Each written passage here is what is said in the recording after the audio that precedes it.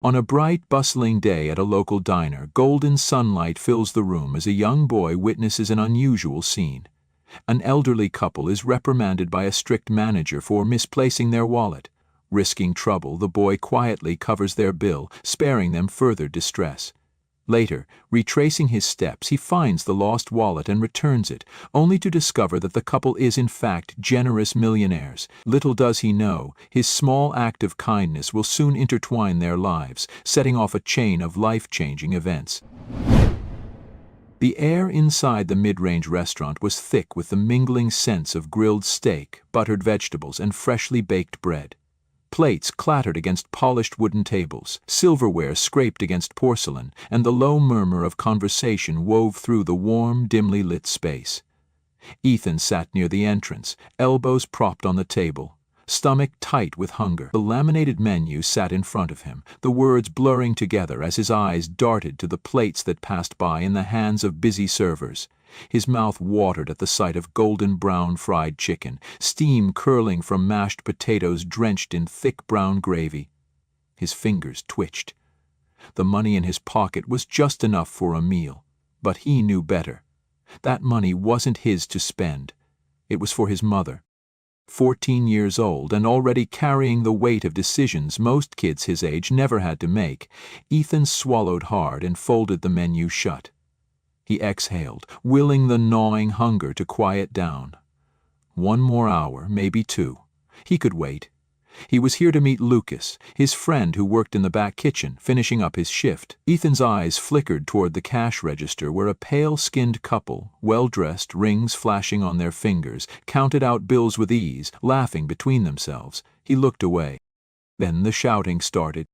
A voice, sharp and edged with impatience, cut through the hum of the restaurant like a knife. "If you don't have money, you don't eat here." Ethan's head snapped up. At the far end of the restaurant, a table had gone silent. A waitress hesitated nearby, her notepad clutched to her chest as if unsure whether to stay or go. In the center of it all stood Rick, the owner, a heavy-set man with a face lined from years of scowling, towering over 2 elderly customers. The couple looked startled. Evelyn clutching at her scarf, Henry patting down his pockets with trembling hands. They were black. Rick sneered, his voice rising for everyone to hear. "Let me guess, you thought if you sat down, ordered a nice meal, nobody would notice you couldn't pay." He let out a short, humorless laugh. "I don't run a charity here." Ethan's stomach twisted. Evelyn's voice shook. "Sir, we had our money. We must have dropped it somewhere. Please, just let us step outside and retrace our steps. We promise—" Rick cut her off with a snarl. "Yeah, sure, like I haven't heard that one before." His gaze swept the restaurant, looking for support. First, it's "I lost my wallet." Then it's "Oh, please, let me work it off in the kitchen like a movie scene." His lip curled. "You people always have a story. You people."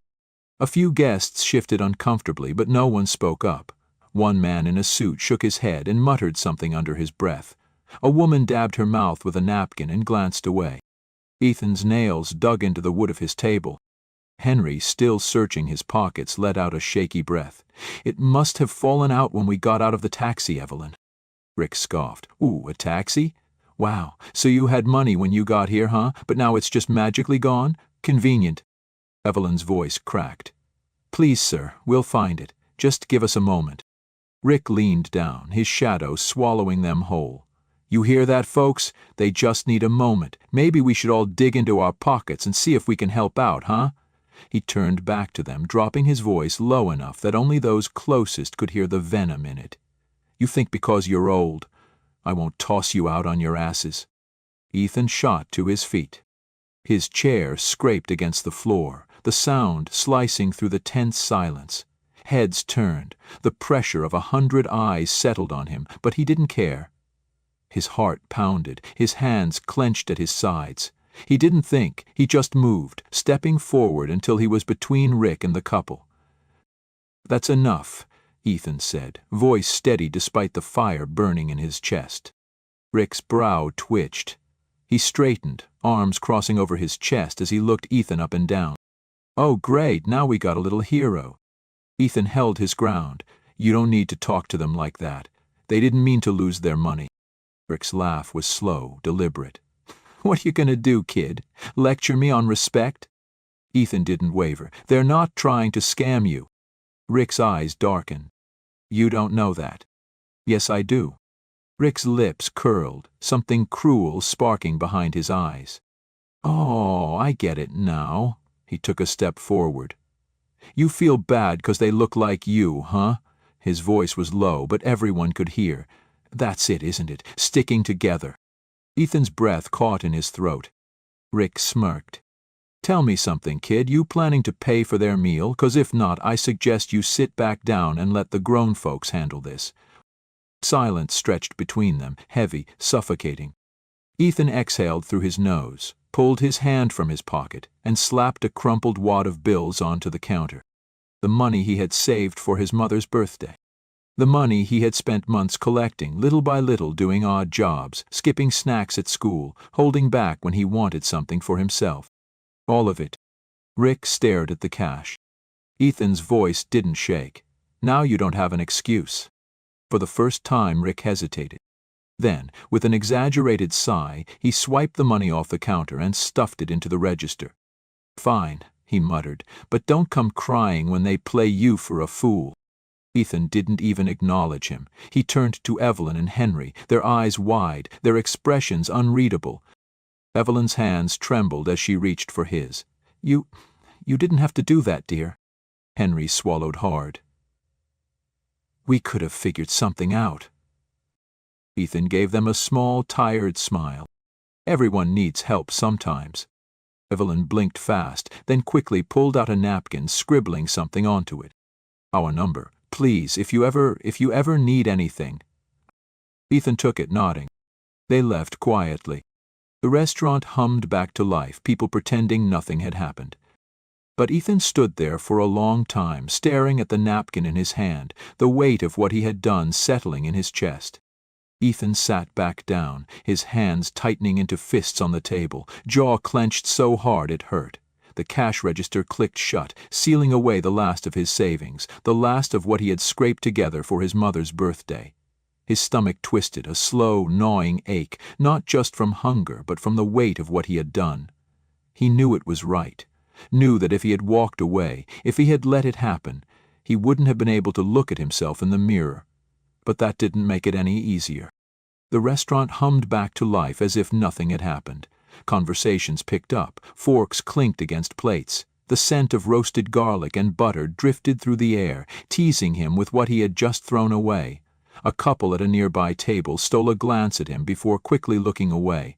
One of the waiters, someone new, hesitated near his table as if wanting to say something, but in the end she just walked past. Ethan leaned back in his chair, staring up at the ceiling, exhaling slowly. He could still hear Rick's voice echoing in his head. You people, you feel bad 'cause they look like you, huh? His stomach churned.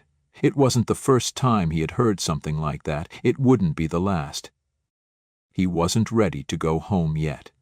Not ready to sit across from his mom, pretending like everything was fine. Not ready to think about how, tomorrow morning, he'd wake up with nothing to give her but an apology.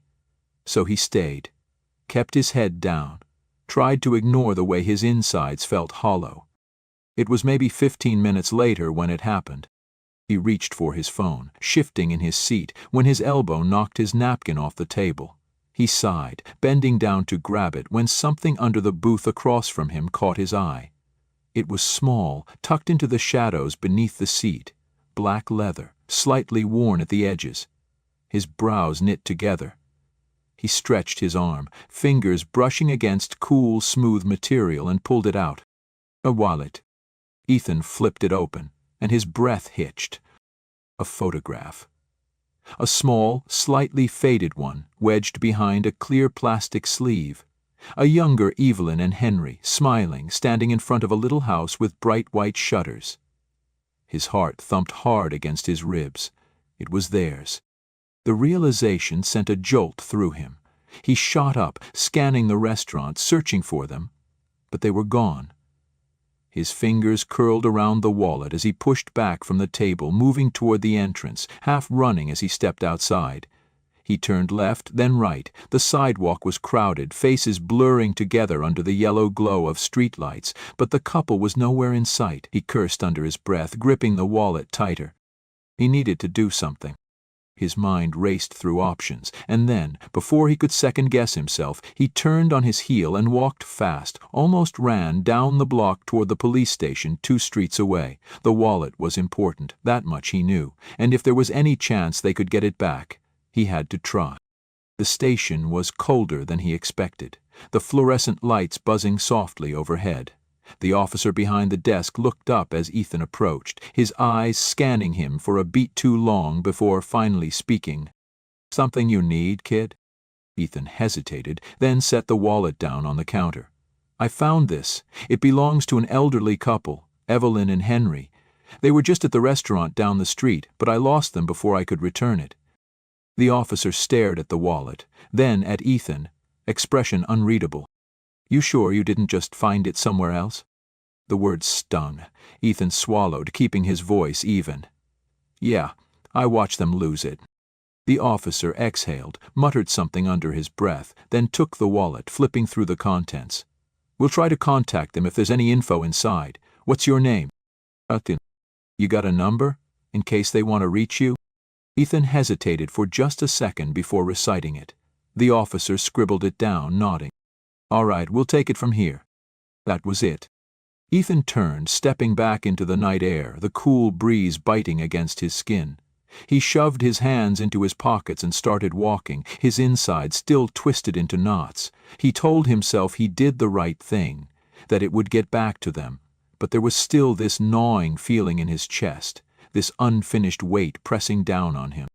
By the time he got home, the apartment was dimly lit, the scent of cheap instant noodles filling the air. His mother sat at the kitchen table, a half-empty cup of tea in her hands. She looked up as he walked in, her brows pulling together at the exhaustion in his face. "Baby, what's wrong?" Ethan hesitated in the doorway. For a moment he thought about lying, thought about saying it was nothing, but the words stuck in his throat. Instead, he let out a breath, walked over to the table, and sat down across from her. And then he told her everything. Isabella listened in silence, her fingers curled around the rim of her tea mug, her eyes fixed on Ethan's face. The dim kitchen light flickered slightly, casting soft shadows along the walls, but all Ethan could see was the quiet tension in his mother's expression. When he finally finished, letting the last of his words settle between them, Isabella exhaled, slow and measured, setting her mug down with a small clink against the worn wooden table. "You gave them all your money?" Her voice was calm, but there was something underneath it, something Ethan couldn't quite place. Ethan shifted, his gaze dropping to the peeling laminate of the tabletop. "Yeah." There was a pause. Then, to his surprise, Isabella smiled, a small, tired thing, but warm. "Baby, you know what the best gift is?" Ethan swallowed, his stomach twisted. "I was supposed to buy you something nice." "You did," she said softly, reaching out, resting her hand over his. "You helped someone who needed it. That's worth more than anything you could have wrapped in a box." Ethan's throat tightened. He wanted to believe her, wanted to believe that what he had done was enough, but as he lay in bed that night, staring at the cracks in the ceiling, the weight of reality pressed down on him. No matter how right it had felt in the moment, the truth remained. His mother's birthday had come, and he had nothing to give her but an empty wallet and an apology. Morning came too soon. The sun barely peeked through the thin curtains, casting faint, pale light across the small kitchen where Isabella stood by the stove, stirring a pot of oatmeal. Ethan sat at the table, pushing a spoon through his own bowl, watching the way the oatmeal clung to the edges. It was thinner than usual, stretched with extra water to make it last longer. He knew without asking that this was all they had left. His mother sat down across from him, offering a small, tired smile, but it didn't reach her eyes. She took a slow sip of coffee, black, no sugar, no milk. Ethan kept his head down, the silence between them stretching, heavy with things neither of them wanted to say. Then came the knock. Sharp, firm, unexpected. Ethan's head snapped up, his spoon clattering against the side of his bowl. Isabella frowned, pushing her chair back as she stood. It was early, too early for visitors. A cold sliver of unease slid down his spine as she moved toward the door, fingers hovering near the lock. "Who is it?" A pause, then a familiar voice muffled through the wood. "Evelyn and Henry, dear." Ethan shot to his feet. Isabella hesitated before unlocking the door. As it swung open, the older couple stood framed in the dim glow of the apartment hallway, their faces illuminated by the flickering light above them. Evelyn's eyes softened the moment she saw Ethan. "Oh, sweetheart, I had a feeling we'd find you here." Ethan blinked. "How did you—" "The police called," Henry said, stepping inside, his gaze flicking over the modest apartment, the fraying edges of the couch, the stack of overdue bills peeking from the counter. "They said a young man turned in our wallet. We knew it had to be you." Isabella looked between them, then back at Ethan, her brows knitting together in confusion. "What's going on?"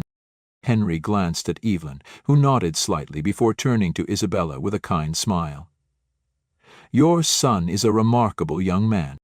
A beat of silence. Then Henry pulled something from his coat pocket, a small, folded stack of bills. He stepped forward, holding it out. Ethan's stomach twisted. "No," he said quickly, shaking his head. "I didn't do it for money." Evelyn chuckled. "Oh, we know that, dear. That's exactly why we're here." Henry's expression grew more serious. "We didn't just come to return the money you gave us. We came because we saw something tonight, and we need to ask you something important." Ethan frowned. "Ask me what?" Evelyn looked at Isabella, then back at Ethan, her eyes gentle but firm. "How would you feel about a fresh start?" Ethan's breath caught in his chest. A fresh start? The words felt too big, too impossible to mean anything real. He looked between Evelyn and Henry, searching their faces for some kind of explanation, some hint that this was all some strange misunderstanding. But there was only certainty in their eyes, unshaken, unwavering. Isabella stood frozen beside him, her fingers gripping the fabric of her sweater, confusion tightening the corners of her mouth. I don't understand," she said slowly, her voice careful as if afraid to hope. "What are you saying?" Henry exhaled, tucking his hands into the pockets of his coat, his gaze sweeping across the cramped living room, the fraying edges of the couch, the water stains spreading like shadows across the ceiling. A single flickering lamp cast long, uneven shadows along the peeling wallpaper. On the counter, an envelope sat half open, a bright red final notice stamped across its surface. The old radiator by the window rattled weakly, barely keeping the chill out. The air was thick, not just with the scent of instant noodles and weak tea, but with something heavier, the kind of exhaustion that settled into a place over years of struggle. When Henry spoke, his voice was steady, deliberate. "We know what you're going through." His eyes flickered to Ethan. "We know what you've sacrificed, not just tonight, but for a long time." Ethan stiffened. "How?" Evelyn smiled gently. "Because we asked." Henry nodded. "After we left the restaurant, we made a few calls. We asked around. Your friend Lucas was more than happy to tell us about you." He tilted his head slightly, considering Ethan. "He told us about how you've been working small jobs after school, how you've been saving every penny to help your mother, how you go without so she can have a little more, how you never ask for anything, even when you need it." His voice softened. "How you were willing to give up the only money you had to help two strangers." Ethan's stomach twisted. He shifted on his feet, suddenly self-conscious, as if the walls around him had been stripped away, leaving him bare. He wasn't used to people knowing things about him, people noticing. Isabella's voice was quiet. "Why would you do all this?" Evelyn stepped forward, her presence warm, grounding. "Because, my dear, we aren't just an old couple who lost their wallet tonight." She glanced at Henry, then back at them, her lips curling into something soft but knowing. "We are, in fact, quite wealthy." Ethan blinked. His brain stalled. "Wealthy?" "Millionaires," Henry said simply, as if it was the most casual thing in the world. Silence hung heavy in the room. Isabella sucked in a sharp breath, her fingers curling into the fabric of her sweater. Ethan barely moved, barely breathed as the weight of their words settled over him like thick, invisible hands pressing down on his shoulders. He searched their faces again, looking for any sign that this was some kind of cruel joke, but there was nothing but quiet certainty. Henry sighed, running a hand over his chin. "We don't usually tell people that up front. It complicates things. People act differently when they know, but tonight—" He met Ethan's gaze, his eyes glinting with something fierce, something certain. "Tonight we met a boy who didn't hesitate to do the right thing, even when it cost him everything. A boy who expected nothing in return. And that, Ethan, is rare." Ethan's heart pounded in his ears. He opened his mouth, then closed it. He didn't know what to say. He had spent his whole life watching people with money move through the world like it owed them something. He had never imagined standing in front of people like Evelyn and Henry and hearing them talk about him like he was the rare one. Isabella swallowed, her voice barely above a whisper. "What exactly are you offering?" Evelyn's gaze softened. "A new beginning." Henry nodded. "We want to help. A proper home, a stable future, a chance for Ethan to go to a better school, to have the opportunities he deserves. And for you, Isabella, we can make sure you have work that pays you what you're worth. No more struggling, no more worrying about how you'll keep the lights on." Ethan felt his breath hitch. The weight pressing down on his shoulders felt unbearable. He thought about the past few months, how he had watched his mother lose sleep over job applications that never got a response, how he had sat in the dark when they couldn't afford the electric bill, how he had counted quarters just to make sure they had enough for groceries. He thought about how 2 weeks ago his mother had finally sat him down, her eyes red-rimmed and tired, and told him that if things didn't change, he might have to leave school. Now, standing here, hearing these words, it didn't feel real. "Why would you—" His voice cracked, raw with something he wasn't sure he knew how to name. "Why would you do this for us?" Henry didn't hesitate. "Because we can." Evelyn smiled, gentle but firm. "Because we should." Ethan's chest ached. He could feel Isabella's gaze on him, could hear the way her breath was uneven, could feel the tremble in the air between them. He wanted to say something, to ask if this was real, if this wasn't just some elaborate dream he was going to wake up from. But when he looked up, Evelyn and Henry were still there, waiting, offering him something he had never dared to believe could be his. Hope. Ethan's throat tightened. The weight of their offer, the sheer impossibility of it, pressed down on him like something too vast, too unreal to grasp. His mother sat rigid beside him, her hands clasped so tightly in her lap that her knuckles had gone white. The hum of the old refrigerator buzzed softly behind them, a constant reminder of everything they didn't have, of everything they had learned to live without.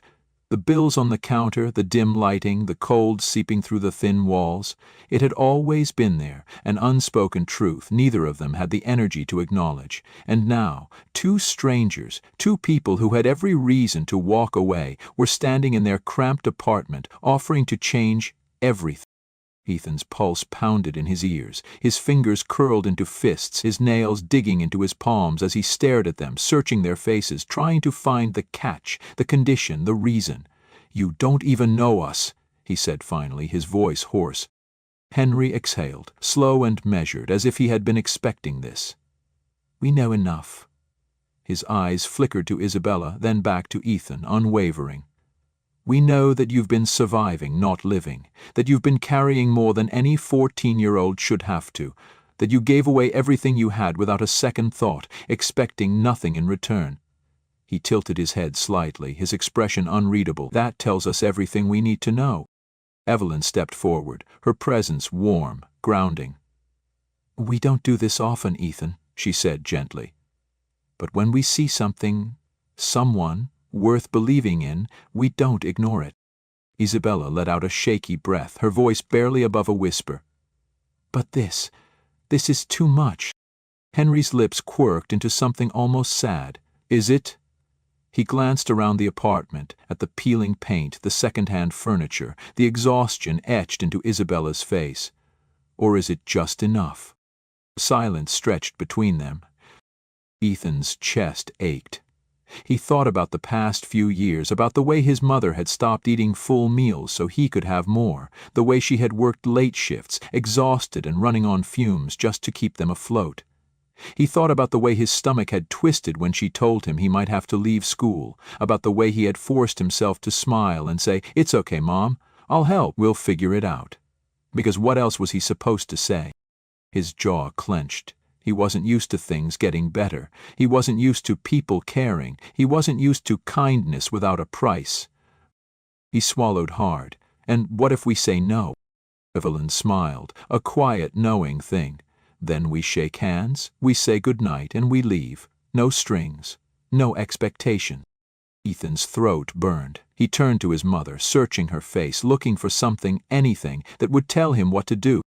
Isabella's eyes were wet, her breath unsteady. She reached out, cupped Ethan's face in her hands, brushing her thumb over his cheek, like she used to when he was little.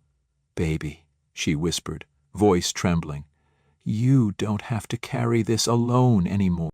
Ethan squeezed his eyes shut. He let out a breath, long and shuddering, then opened them again, meeting Evelyn and Henry's gaze with something raw and unguarded in his own. "Okay." His voice cracked. He cleared his throat, steadied himself. "Okay." Evelyn's smile softened. Henry nodded, his eyes glinting with something like pride. "Then let's get started." Join us to share meaningful stories by hitting the like and subscribe buttons. Don't forget to turn on the notification bell to start your day with profound lessons and heartfelt empathy.